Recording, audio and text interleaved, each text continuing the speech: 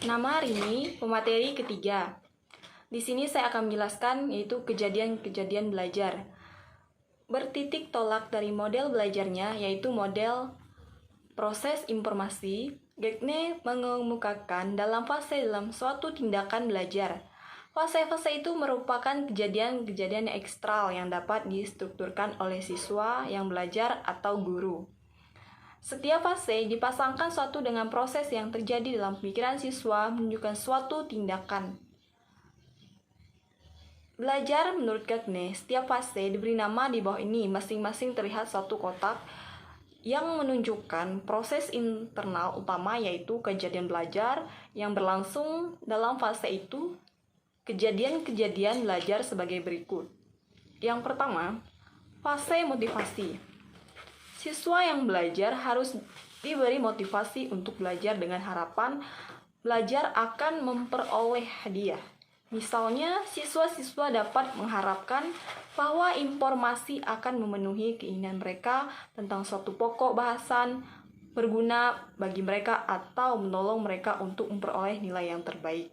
Nah, contohnya kita sebagai guru, di mana jika anak murid tersebut ingin berlomba-lomba, kita dapat memotivasikan mereka. Nilai tertinggi akan mendapatkan yaitu misalkan hadiah atau apapun yang membuat hati mereka senang, sehingga mereka bisa berlomba-lomba dalam mendapatkan nilai terbaik. Dan juga bagaimana cara mengatasi siswa yang nilainya selalu tinggi, di peringkat yang tinggi, tiba-tiba menurun drastis, yaitu di peringkat yang paling bawah. Nah, di sini kita dapat minta perbantuan dari orang tua untuk menasihati anak mereka agar lebih lagi bisa belajar dalam bersaing dalam kelas dan bersama dengan teman-teman yang lainnya jika ingin mendapatkan nilai tertinggi. Fase yang kedua itu fase pengenalan. Siswa harus memberikan perhatian pada bagian-bagian yang inisial dari suatu kejadian interaksional. Jika belajar akan terjadi, misalnya siswa memperhatikan aspek-aspek yang relevan tentang apa yang ditunjukkan guru atau tentang ciri-ciri utama suatu bangunan datar. Guru dapat memfokuskan perhatian terhadap informasi yang penting, misalnya dengan berkata, perhatikan kedua bangunan tersebut. Nah, kita sebagai guru langsung menulisnya di papan tulis, perhatikan bangunan tersebut. Bagaimanakah bentuk kubus? Nah, di sini guru langsung menuliskan ke papan tulis agar anak murid bisa memahaminya dan bisa langsung melihatnya agar mereka bisa paham apa yang materi yang kita ajarkan kepada mereka. Nah, di sini lagi terhadap bahan-bahan tertulis yang dapat melakukan demikian dengan menggarisbawahi kata atau kalimat tertentu dengan memberikan garis besarnya untuk setiap bab. Fase ketiga yaitu perolehan. Bila siswa memperhatikan informasi yang relevan, maka kita telah siap untuk menerima pelajaran.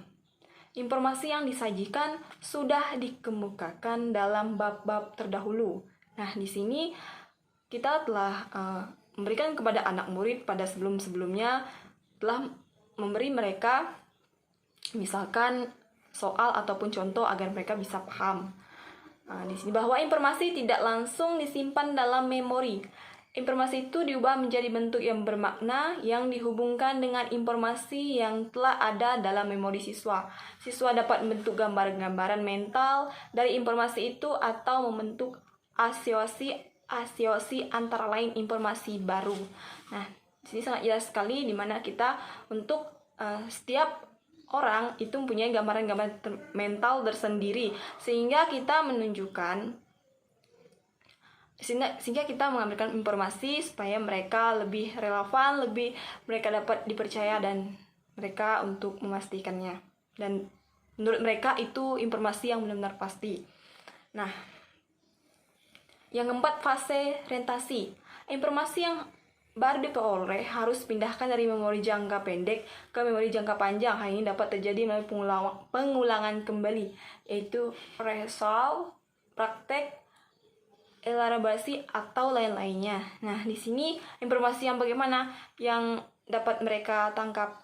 Semua informasi karena menjelaskan ke memori yang jangka panjang, sehingga menginap di situ dulu, dan setelah itu baru ke memori jangka panjang. Tidak mudah untuk mencapai memori ke jangka panjang. Bagaimana bisa mencapai ke memori jangka panjang? Yaitu kita dapat mengulangnya kembali, kita dapat mempraktekannya kembali, kita latihan kembali, kita tak pernah bosan-bosannya menyuruh anak murid untuk misalkan mengerjakan, jangan lupa mengerjakan PR, kita mengulangkan kata-kata itu dan mempraktekkan materi yang kita ajarkan di dalam kelas. Nah, sedikitlah yang dapat saya sampaikan. Mohon maaf jika kata-kata yang saya salah. Sekian dan terima kasih.